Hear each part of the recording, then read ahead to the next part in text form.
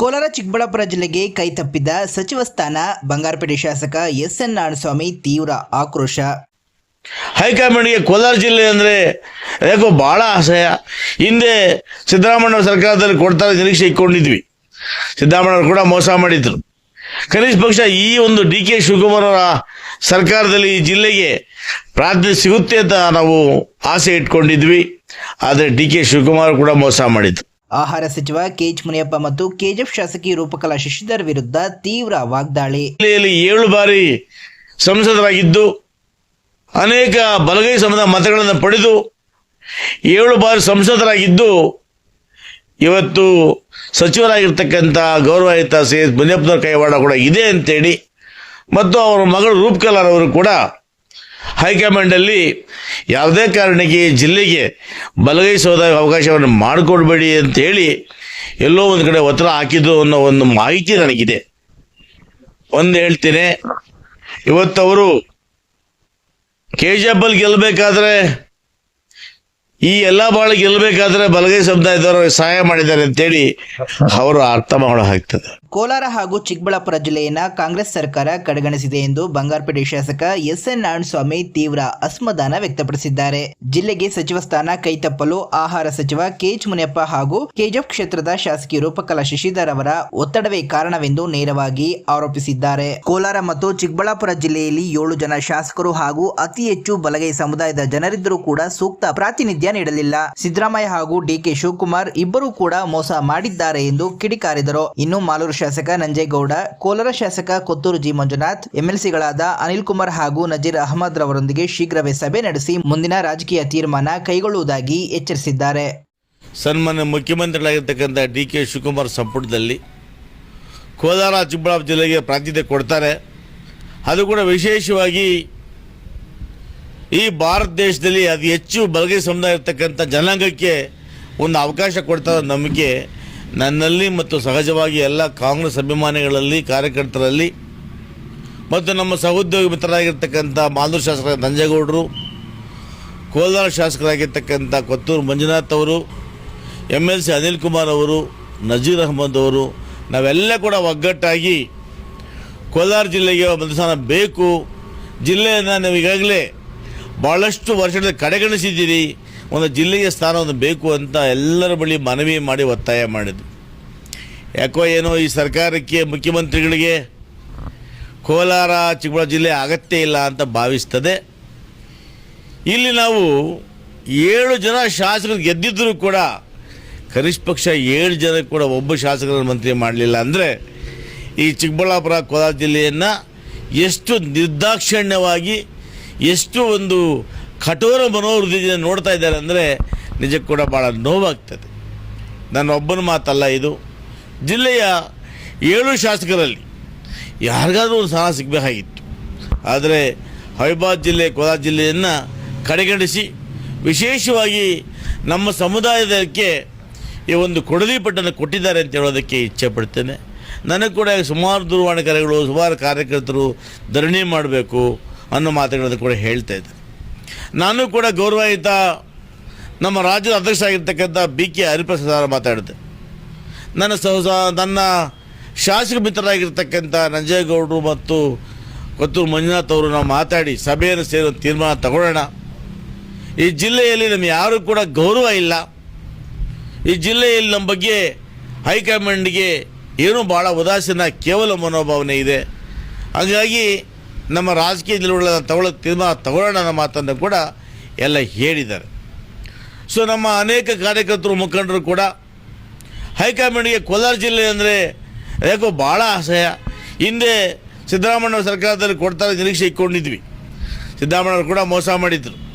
ಕನಿಷ್ಠ ಪಕ್ಷ ಈ ಒಂದು ಡಿ.ಕೆ. ಶಿವಕುಮಾರ್ ಅವರ ಸರ್ಕಾರದಲ್ಲಿ ಈ ಜಿಲ್ಲೆಗೆ ಪ್ರಾತಿನಿಧ್ಯ ಸಿಗುತ್ತೆ ಅಂತ ನಾವು ಆಸೆ ಇಟ್ಕೊಂಡಿದ್ವಿ. ಆದರೆ ಡಿ.ಕೆ. ಶಿವಕುಮಾರ್ ಕೂಡ ಮೋಸ ಮಾಡಿದರು. ನಾವು ನಂಬಿರ್ತಕ್ಕಂಥ ಮಲ್ಲಿಕಾರ್ಜುನ ಖರ್ಗೆ ಸಾಹೇಬರಾಗ್ಬೋದು, ಇವತ್ತು ಮಾಜಿ ಮುಖ್ಯಮಂತ್ರಿಗಳಾಗಿರ್ತಕ್ಕಂಥ ಸಿದ್ದರಾಮಯ್ಯನವರನ್ನು ನಾವು ಬಹಳ ನೆಚ್ಕೊಂಡಿದ್ವಿ. ಬಹುಶಃ ಒಂದು ಕಡೆ ಅದೇ ಎಲ್ಲೋ ಮುಳುವಾಯ್ತೇನೋ ಅಂತ ಕಾಣ್ತದೆ. ಇವತ್ತು ಸಿದ್ದರಾಮಯ್ಯವರು ಕೂಡ ಮೋಸ ಮಾಡಿದ ಜಿಲ್ಲೆಗೆ. ಸಿದ್ದರಾಮಯ್ಯನವ್ರನ್ನ ನಾವು ಬಹಳ ನಂಬ್ಕೊಂಡಿದ್ವಿ. ಬಹುಶಃ ಇದ್ರ ಹಿಂದ್ಗಡೆ ನನಗಿರೋ ಮಾಹಿತಿ ಪ್ರಕಾರ ಹಿಂದೆ ಜಿಲ್ಲೆಯಲ್ಲಿ 7 ಬಾರಿ ಸಂಸದರಾಗಿದ್ದು ಅನೇಕ ಬಲಗೈ ಸಮುದಾಯ ಮತಗಳನ್ನು ಪಡೆದು 7 ಬಾರಿ ಸಂಸದರಾಗಿದ್ದು ಇವತ್ತು ಸಚಿವರಾಗಿರ್ತಕ್ಕಂಥ ಗೌರವಾನ್ವಿತ ಸಿ ಎಸ್ ಮುನಿಯಪ್ಪನವ್ರ ಕೈವಾಡ ಕೂಡ ಇದೆ ಅಂತೇಳಿ ಮತ್ತು ಅವರ ಮಗಳು ರೂಪಕಲಾರ್ ಅವರು ಕೂಡ ಹೈಕಮಾಂಡಲ್ಲಿ ಯಾವುದೇ ಕಾರಣಕ್ಕೆ ಈ ಜಿಲ್ಲೆಗೆ ಬಲಗೈ ಸಮುದಾಯ ಅವಕಾಶವನ್ನು ಮಾಡಿಕೊಡ್ಬೇಡಿ ಅಂತೇಳಿ ಎಲ್ಲೋ ಒಂದು ಕಡೆ ಒತ್ತಡ ಹಾಕಿದ್ದು ಅನ್ನೋ ಒಂದು ಮಾಹಿತಿ ನನಗಿದೆ. ಒಂದು ಹೇಳ್ತೇನೆ, ಇವತ್ತು ಅವರು KGF ಗೆಲ್ಲಬೇಕಾದ್ರೆ ಈ ಎಲ್ಲ ಬಾಳ ಗೆಲ್ಲಬೇಕಾದ್ರೆ ಬಲಗೈ ಸಮುದಾಯದವರು ಸಹಾಯ ಮಾಡಿದ್ದಾರೆ ಅಂತೇಳಿ ಅವರು ಅರ್ಥ ಮಾಡೋ ಆಗ್ತದೆ. ನಾನು ಹಿಂದೆ ಕೂಡ ಇದನ್ನು ಸೂಕ್ಷ್ಮವಾಗಿ ಪತ್ರಿಕೆ ಬಗ್ಗೆ ಹೆಚ್ಚಿಗೆ ಕೊಟ್ಟಿದ್ದೆ. ಆಗ ಯಾರೋ ಮಹಾನ್ ಭಾವ ಸಾವುಕಾರ ಶಂಕರಪ್ಪ ಅಂತ ಮಾತಾಡಿದ್ದ. ಶಂಕರಪ್ಪನವರೇ, 2004 ಚುನಾವಣೆಯಲ್ಲಿ ತಾವು BJP ಪರವಾಗಿ ನಿಂತ್ಕೊಂಡು ವೀರಯ್ಯನ ಪರವಾಗಿ ಕೆಲಸ ಮಾಡಿದ್ದನ್ನು ಮರ್ತೋಗಿದ್ದೀರ. ನೀವು ಹೆಸರು ರೆಸಾರ್ಟ್ಗೆ ಬಂದು ವೀರಯ್ಯ ರೂಮಲ್ಲಿ ಕೂತ್ಕೊಂಡು ಹಣ ತೊಗೊಂಡೋಗಿದ್ದನ್ನು ಮರ್ತೋಗಿದ್ದೀರಾ ಶಂಕರಪ್ಪನವರೇ? ಇವತ್ತು ಸಮುದಾಯ ಬಗ್ಗೆ ಮಾತಾಡ್ತೀರಾ? ಯಾಕೆ ಬಲಗೈ ಸಮುದಾಯ ನಿಮಗೆ 7 ಬಾರಿ ಮತ ಕೊಟ್ಟಿಲ್ಲ ಅಂತಿದ್ರೆ ನಿಮ್ಮ ಗೌರವಾನ್ವಿತ KH ಮುನಿಯಪ್ಪನವರು MP ಆಗ್ತಾ ಇದ್ರಾ?